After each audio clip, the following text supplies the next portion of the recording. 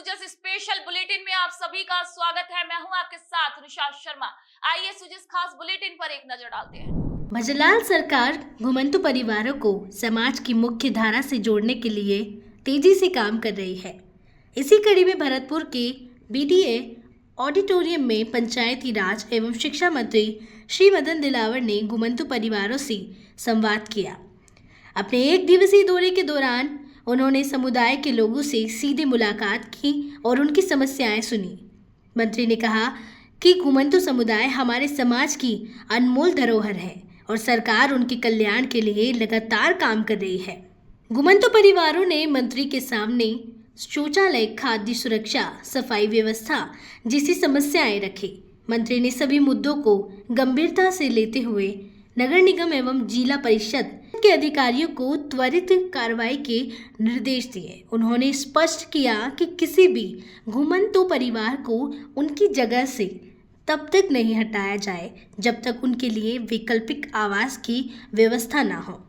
मंत्री ने भरोसा दिलाया कि सभी समस्याओं का स्थायी समाधान सुनिश्चित किया जाएगा। मंत्री श्री मदन दिलावर ने घुमंतु समाज की ऐतिहासिक भूमिका को याद करते हुए कहा कि इन लोगों ने स्वतंत्रता संग्राम में हथियार बनाने से लेकर संघर्ष की अगली पंक्ति तक देश के लिए योगदान दिया है।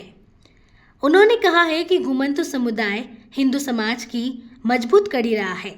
मंत्री ने बताया कि इस श्रेणी में 32 जातियां आती हैं जो किसी न किसी रूप में देश की सेवा से जुड़ रही हैं।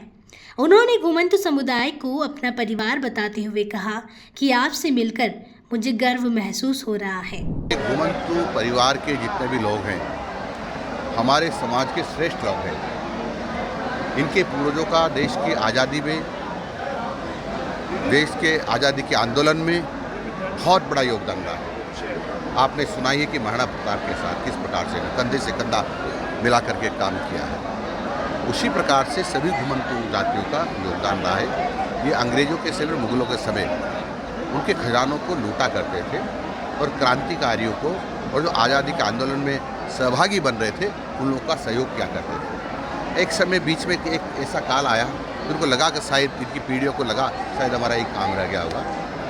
हम सब लोग जो उस समय के हमारे पूर्वजों को चाहिए था इनको सही मार्ग पर लाते। खैर कोई बात नहीं हुआ तो अब सब लोग समझदार हो गए।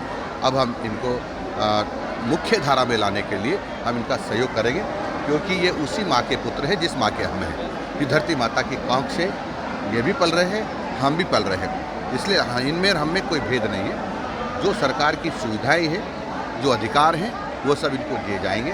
और राजस्थान सरकार ने माननीय भजनलाल जी के नेतृत्व में ये निश्चित किया है कि राजस्थान के ग्रामीण क्षेत्र में जहाँ भी कोई भी घुमंतु परिवार है और जिसके पास आवासीय पट्टा नहीं है, सबको पट्टा देंगे। मैंने ये कह दिया है सब लोगों से कि इनको हटाने के पहले इनको पुनर्वासित करना पड़ेगा, क्योंकि सुप्रीम कोर्ट के ऑर्डर्स हैं, इनको बिना पुनर्वासित किए कहीं से भी हटा नहीं सकते। मंत्री श्री दिलावर ने कहा कि पंचायती राज विभाग का लक्ष्य है कि सभी घुमंतु परिवारों को पट्टे वितरित करवाए जाए ताकि वे स्थायी रूप से बच सके। साथ ही प्रधानमंत्री आवास योजना के तहत भी उन्हें लाभ दिलाने की बात कही।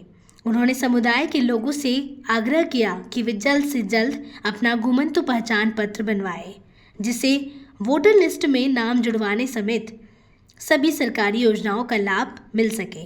मंत्री ने अधिकारियों को निर्देश दिए कि इस काम में कोई लापरवाही नहीं होनी चाहिए। इस तरह भरतपुर में घुमंतु समुदाय के विकास के लिए लगातार महत्वपूर्ण निर्णय लिए जा रहे हैं, जिनका फायदा भी जमीनी स्तर पर देखने को मिल रहा है। तो सुजस स्पेशल बुलेटिन में आज के लिए इतना ही। फिर आप सभी से मुलाकात होगी नई खबर, नई जानकारियों के साथ।